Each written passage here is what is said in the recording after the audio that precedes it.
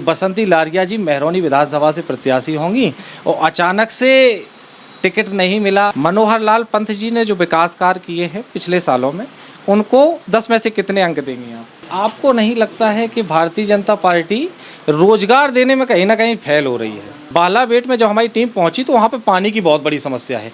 एक कुएं पे 300 लोग पानी भरने के लिए खड़े थे और उस कुएं में सिर्फ 3 से 4 फीट पानी था। वहाँ की लड़कियाँ कह रही थी। अनुराग शर्मा जी इस बार कितने वोटों से जीतने वाले हैं झांसी ललितपुर लोकसभा? विपक्ष कह रहा है भारतीय जनता पार्टी जो दल है वो अब दलदल बन गया है। आप जिस क्षेत्र से आती हैं उस क्षेत्र में पलायन की स्थिति बहुत ज़्यादा बनी हुई है। लोग सरकारी नौकरी के लिए जद्दोजहद कर रहे हैं और आप सरकारी नौकरी छोड़ के आई हैं। इसका क्या कारण रहा है? आपकी नज़र में राहुल गांधी जी क्या है? कुछ बाहरी दलों से जो नेता आ रहे हैं वो पिछले 2 वर्षों में आपसे भी आगे निकल गए। नमस्कार साथियों, आप देख रहे हैं बुंदेली दस्तक। मैं हूं आपका देवेंद्र कौशिक।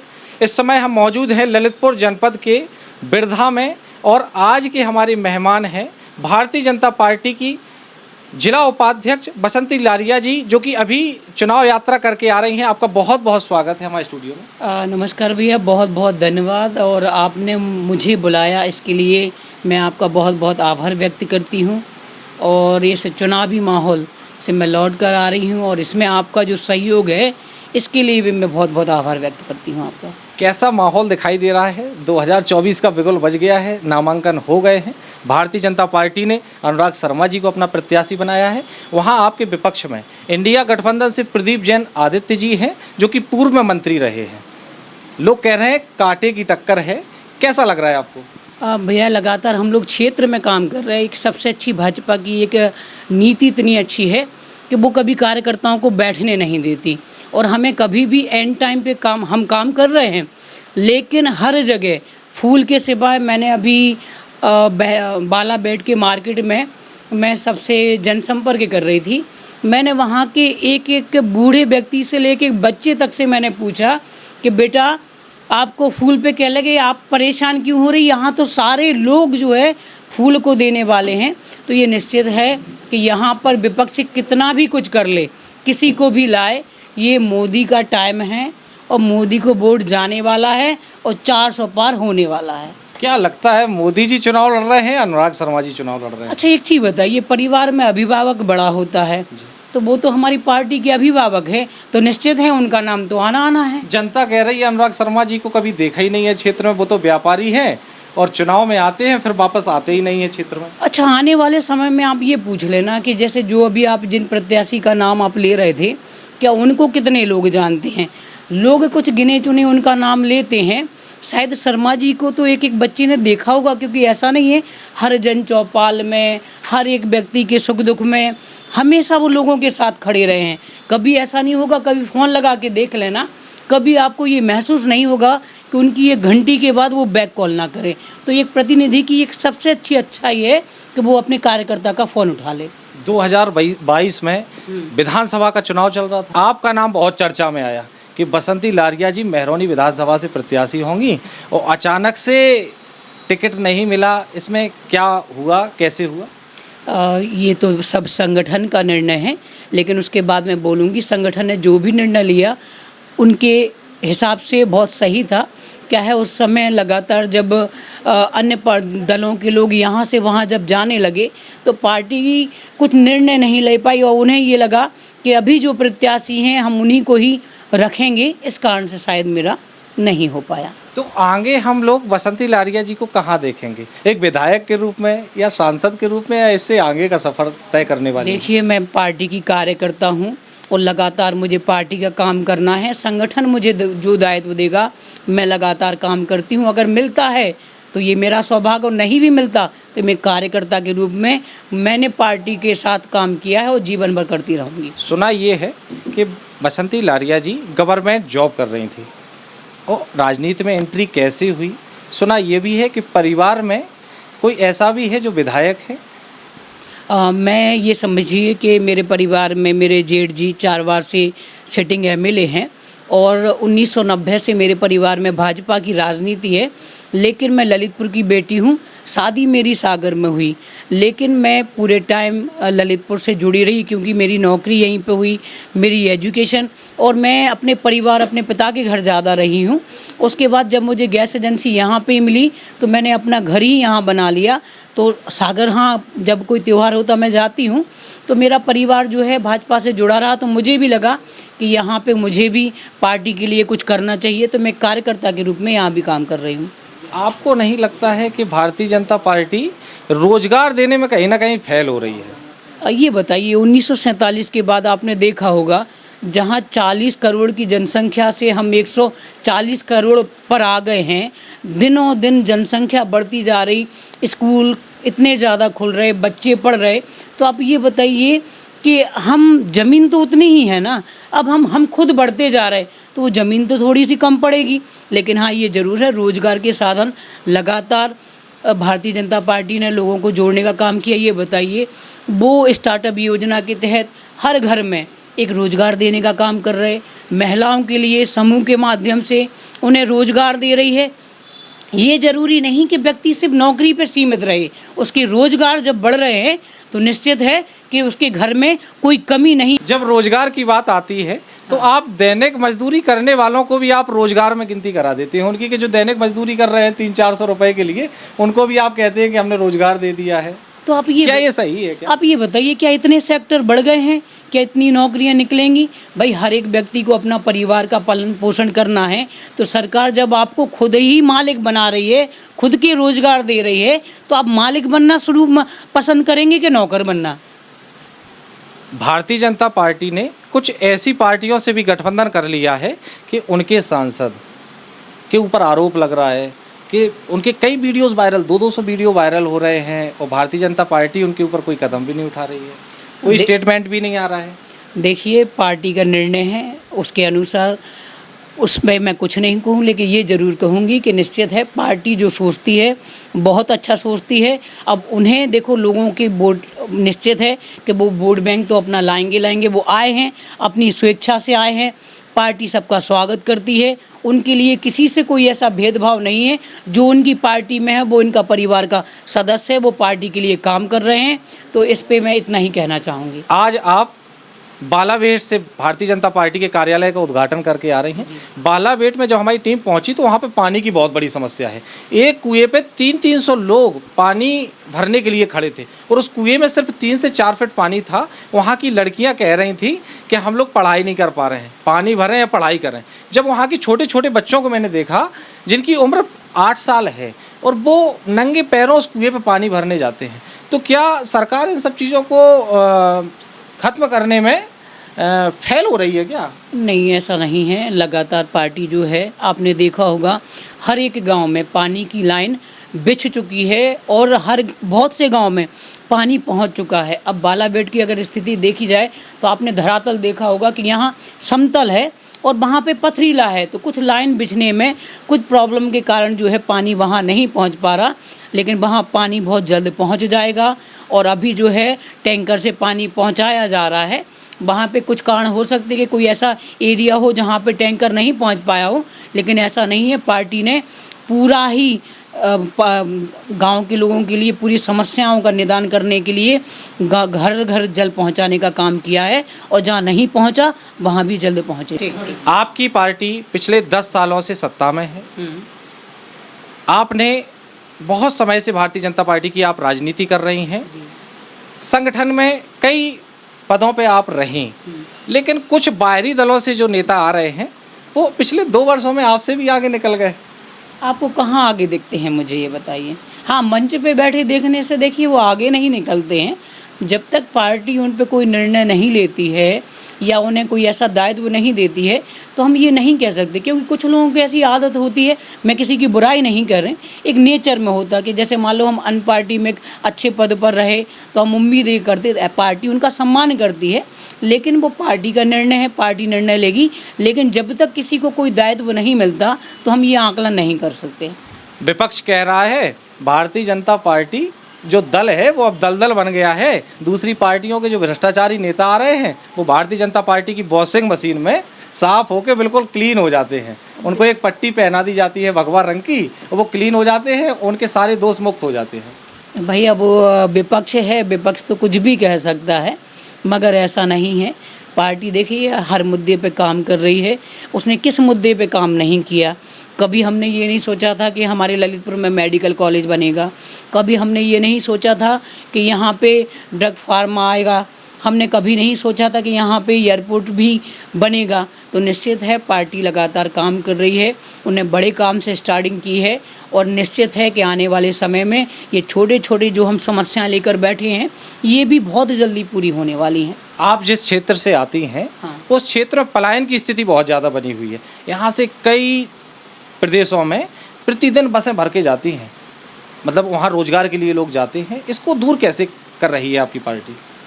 देखिए ये आज की समस्या नहीं है। पहले तो हमने देखा था कि ट्रेन के जितने डिब्बा थे उन डिब्बों में सभी में भरे हुए होते थे।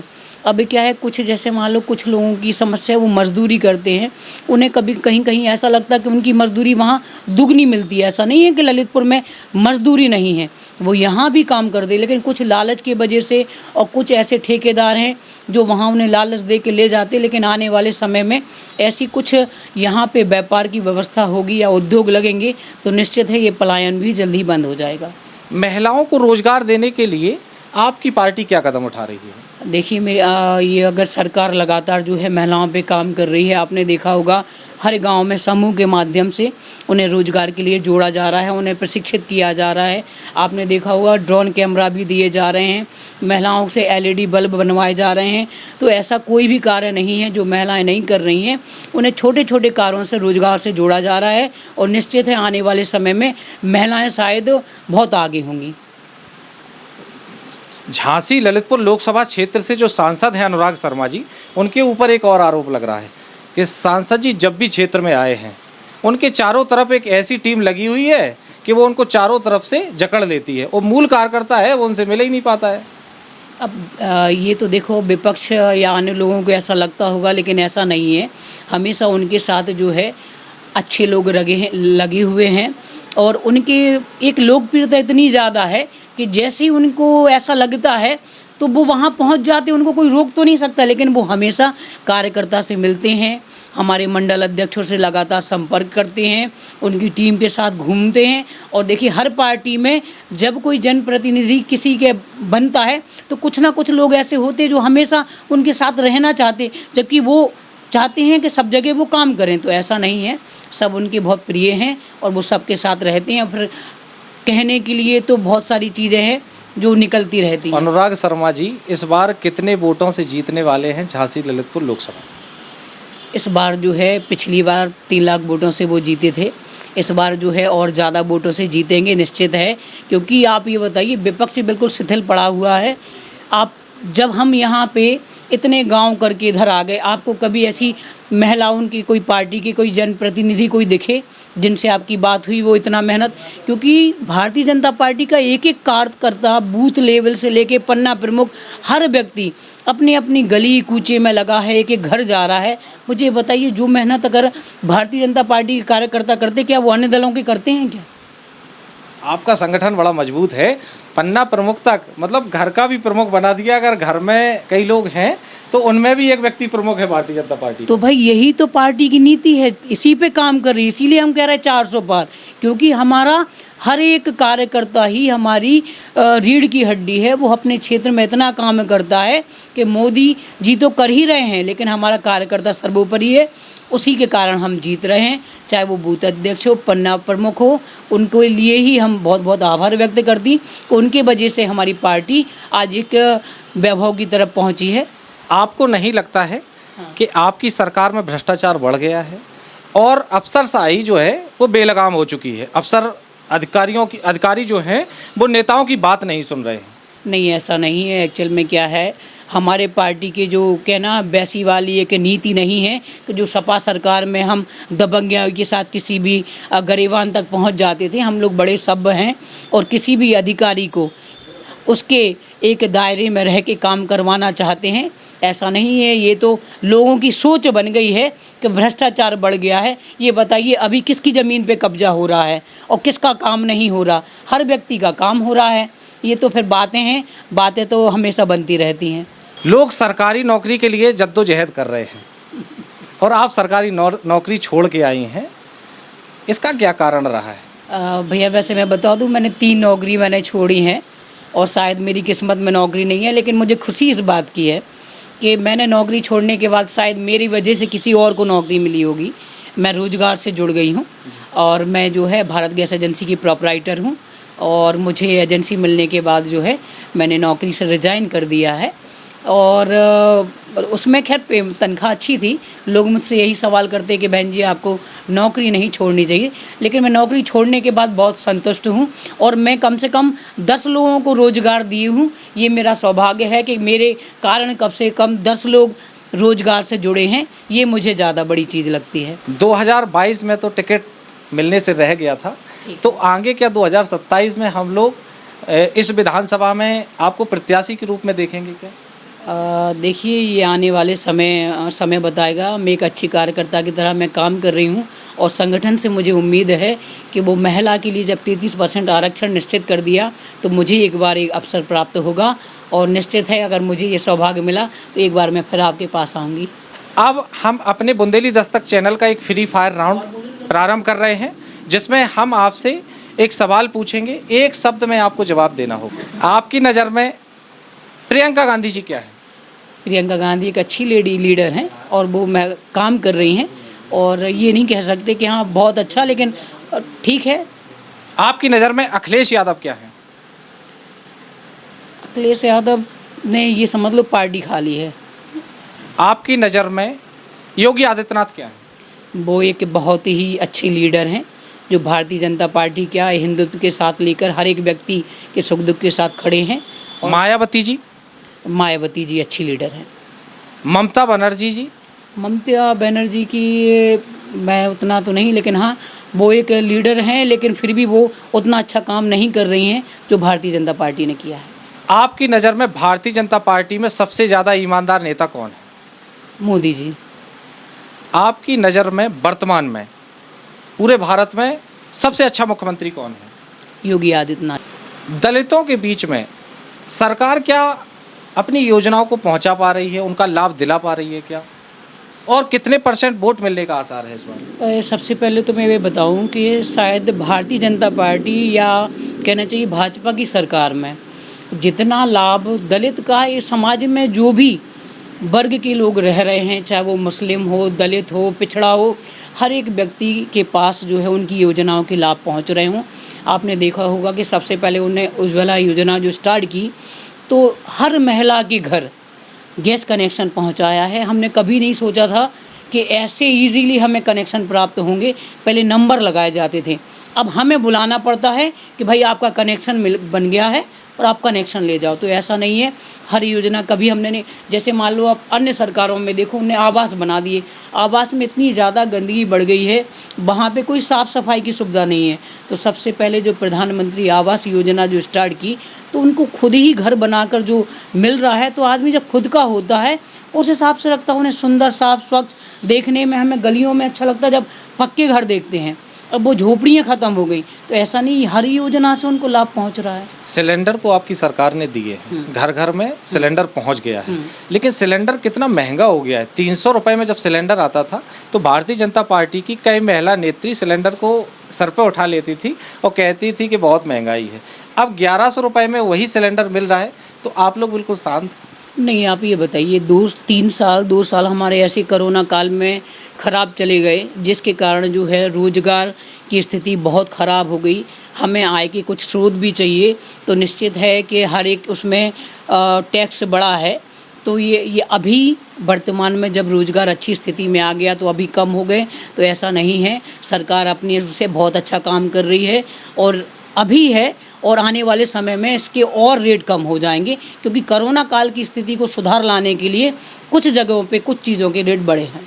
अनुराग शर्मा जी को उनके विकास कार्यों को देखते हुए 10 में से आप कितने नंबर देंगे? 10। मनोहर लाल पंत जी ने जो विकास कार्य किए हैं पिछले सालों में, उनको 10 में से कितने अंक देंगे आप? 9। जी। हमारे चैनल के माध्यम से आप जनता को क्या संदेश देना चाहती हैं, महिलाओं को क्या संदेश देना चाहती हैं? मैं सभी बहनों से कहना चाहती हूँ कि 20 तारीख को मतदान है, वो सुबह 6 बजे उठकर सबसे पहले मतदान करें, उसके बाद जलपान करें। और मेरी बहनें ही हैं जो सबसे पहले भारतीय जनता पार्टी को लाने वाली हैं, और मेरी उनसे यही गुजारिश है कि वो भाजपा को वोट करें।